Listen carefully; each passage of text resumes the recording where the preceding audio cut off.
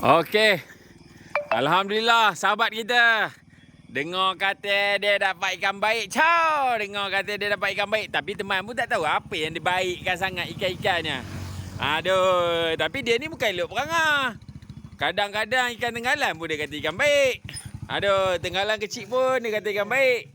Aduh. Alah. Jadilah. Jadi. Okey. Mau timbang. Jadilah ikan tenggalan. Awak tak tahu ada ikan apa ni? Ada ikan apa? Kamu tu lepas kamu ni kerap benar bohong ya.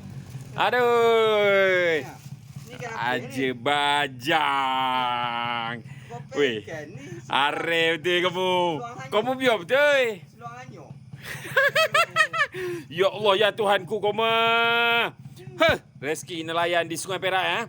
Terobok yang ke berapa? Terobok yang ke berapa? Ke-7. Tunjuk. Okey, terobok yang ke-7 untuk bulan ini Terobok yang ke-7 untuk bulan ini. Alhamdulillah. Alhamdulillah, mantap. Lagi ke apa? Kamu ni kan lupa ngah. Adalah sikit-sikit manis-manis kelabur dan tenggalan. Okey, timbang satu-satu. Berat, kita timbang satu-satu Kita tengok. Okey, kelabur dululah. Kita tengok berapa kilo agak-agak Okey, kelabur 1 kilo. Alright. Okey, kelabur 1 kilo.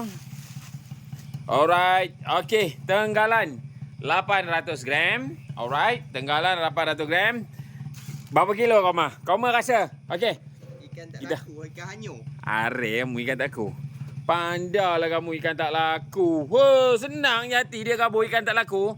Okey. Seluang hanyut. Kalau kau mah tengok ni, berapa kilo agak-agaknya ikan ni? Okey, kalau teman kalau teman tengok ikan ni, teman jangka tak tahulah betul ke tak. Lebih kurang dekat-dekat 2 kilo. Tapi dalam 1718. 18.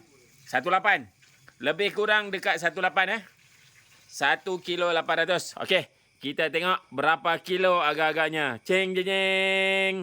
Okey, kosong dah nampak. 8. Benar. Ajanya benar kau mah. 1 kilo 800. Mantap. Rezeki tak salah alamat Rezeki tak salah alamat. Cangkat jaga. Mantap Mika. Macam manalah boleh dapat Alhamdulillah. Hanyo. Atin dah nama terobok co. Tapi hanyo-hanyo dia co. Bukan teman nak bohong. Berduit Mika. Alhamdulillah. Ikan tak laku ke? Mika. Tak laku tu ikan bulan. Ini bukannya ikan bulan. Mantap rezeki nelayan di Sungai Perak. Mantap Pak Bu. Jarang tak padu. Alhamdulillah kita tolong mana yang mampu. Ikan yang jarang-jarang ditemui.